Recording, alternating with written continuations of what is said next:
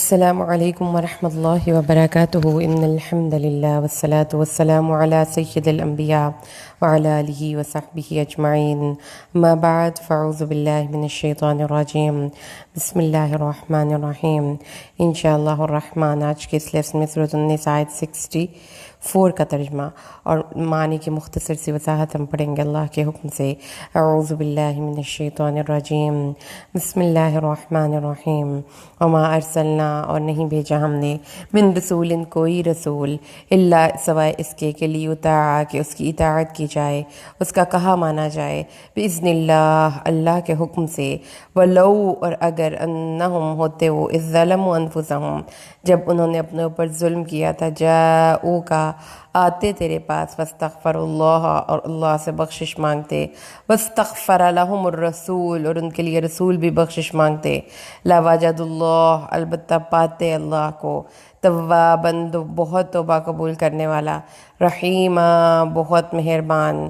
اعوذ باللہ من الشیطان الرجیم بسم اللہ الرحمن الرحیم وما ارسلنا من رسول الا ليطاع باذن الله ولو انهم اذ ظلموا انفسهم جاءوك فاستغفروا الله واستغفر لهم الرسول لوجدوا الله توابا رحيما، اور ہم نے ہر رسول کو صرف اس لیے بھیجا کہ اللہ کے اذن سے اس کی اطاعت کی جائے، اور جب یہ اپنی جانوں پر ظلم کر بیٹھے تھے تو یہ آپ کے پاس آتے، پھر اللہ سے مغفرت طلب کرتے اور رسول اللہ بھی ان کے لیے استغفار کرتے، تو یہ ضرور اللہ کو بہت توبہ قبول کرنے والا، بہت مہربان پاتے۔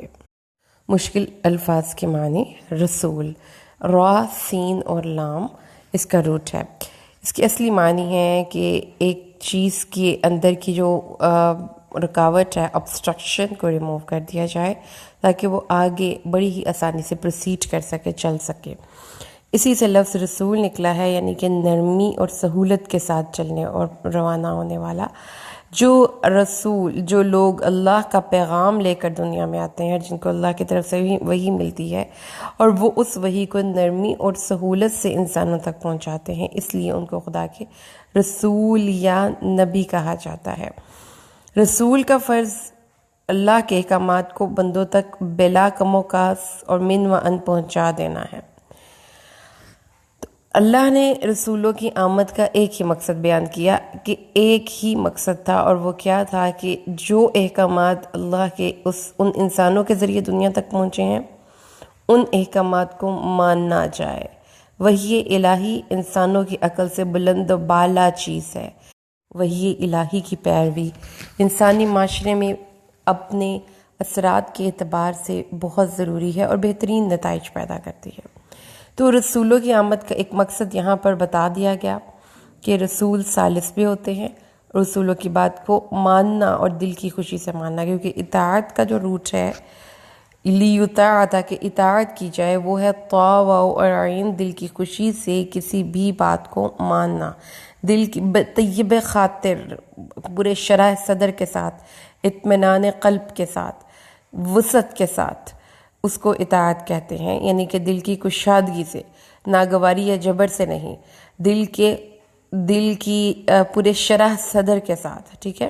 تو یہیں سے ورڈ استطاعت بھی نکلتا ہے کہ یعنی اپنی تمام تر قوتوں کو، اپنی تمام تر صلاحیتوں کو لگا کر ہم کسی مقصد کی حصول کی کوشش کرتے ہیں۔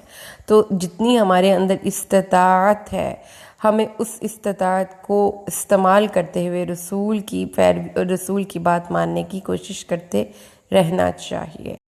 اور اس کے بعد اللہ تعالیٰ نے یہ بتایا، وَلَوْ أَنَّهُمْ اور اگر وہ ہوتے، اِذْ ظَلَمُوا أَنفُسَهُمْ جب انہوں نے اپنے اوپر ظلم کیا تھا، یعنی اللہ کے نبی کی بات نہ مان کر یا اپنی خواہش کے پیچھے چل کر جب ان سے ایک بات غلط سرزد ہو گئی، تو ان کو چاہیے یہ تھا کہ وہ آپ کے پاس آ کر اپنی غلطی کو مان لیتے، اور پھر غلطی کو مان لینے کے بعد اللہ سے استغفار طلب کرتے، اور آپ بھی ان کے لیے استغفار کرتے، تو جو غلط کام انہوں نے کیا تھا اس کے ایول کانسیکوینسز سے وہ بچ جاتے۔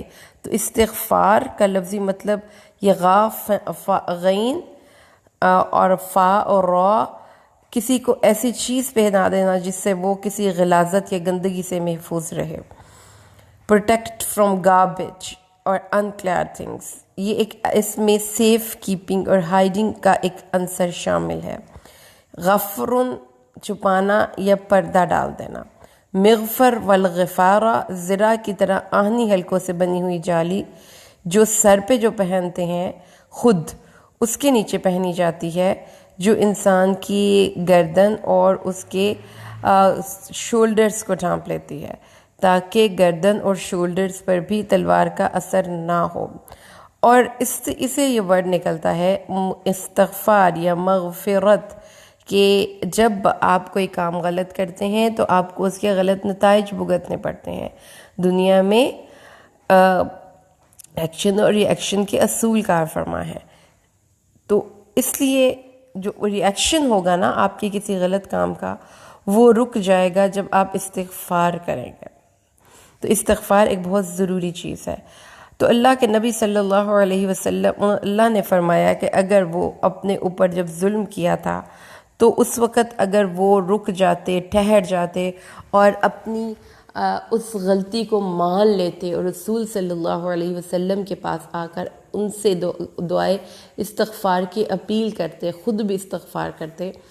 استغفار پیاری بہنوں اس بات کو سمجھیے کہ دس از ناٹ جسٹ ورڈ کہ آپ نے اپنی زبان سے استغفار کہہ دیا. استغفار ایک سوچنے کا انداز ہے، ایک لائف سٹائل ہے، اپنے ایکشن کی اصلاح ہے، اپنے پرانے ایکشن سے نئے ایکشن کو بہتر بنانا ہے.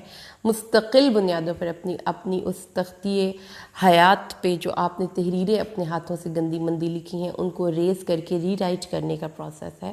اس کے پروسیس کو اگر آپ ایک بچے کو رائٹنگ سکھانے کے ساتھ کمپیئر کرتے ہیں تو ایک بچہ جب لکھنے کے پروسیس میں لیٹ سپوز وہ میتھس کے ڈیجٹس لکھنا سیکھ رہا ہے اور اس کو 2 کی شیپ بنانی نہیں آ رہی یا اس کو 3 کے بارے میں نہیں آئیڈیا ہو رہا کہ 3 کی شیپ میں 3 کو گول کیسے کرنا ہے، گولائی کیسے کرنی ہے، تو ہم اس کو بار بار چانس دیتے ہیں کہ raise it and rewrite it. اس کو ریز کرو، اس کو پھر لکھو، اس کو ریز کرو، اس کو پھر لکھو.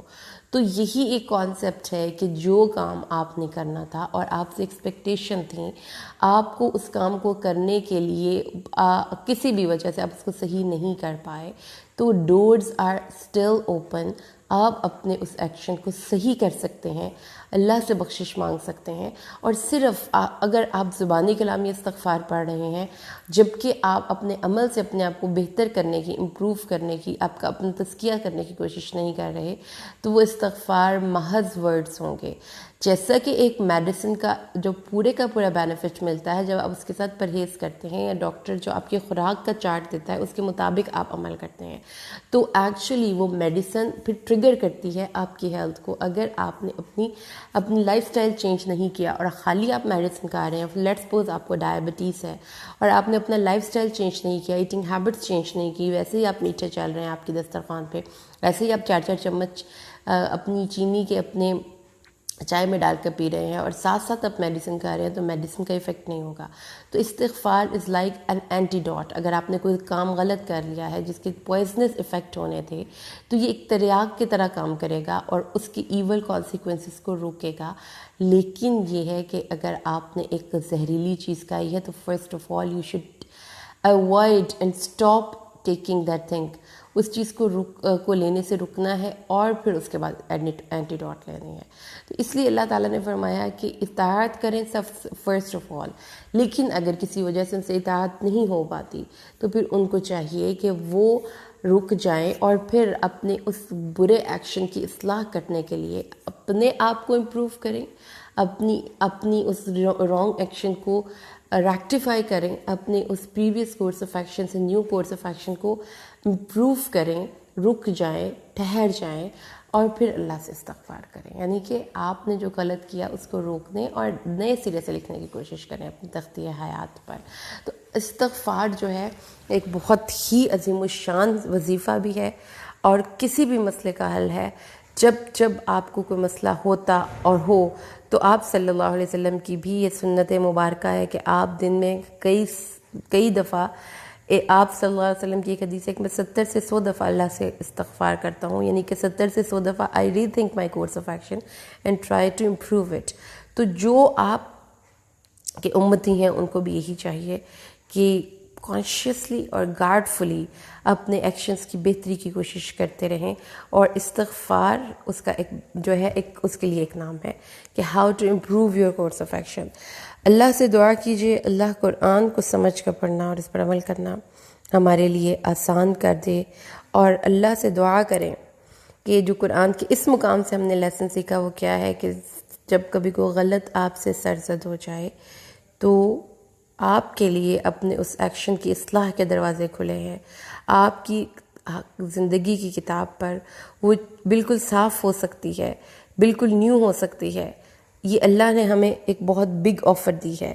ڈیپینڈ کرتا ہے کہ ہم کتنے کو راضی ہیں اس آفر سے فائدہ اٹھانے کے لیے. بارک اللہ لی ولکم فی القرآن الحکیم ونفعنی وإیاکم بالآیات والذکر الحکیم. السلام علیکم.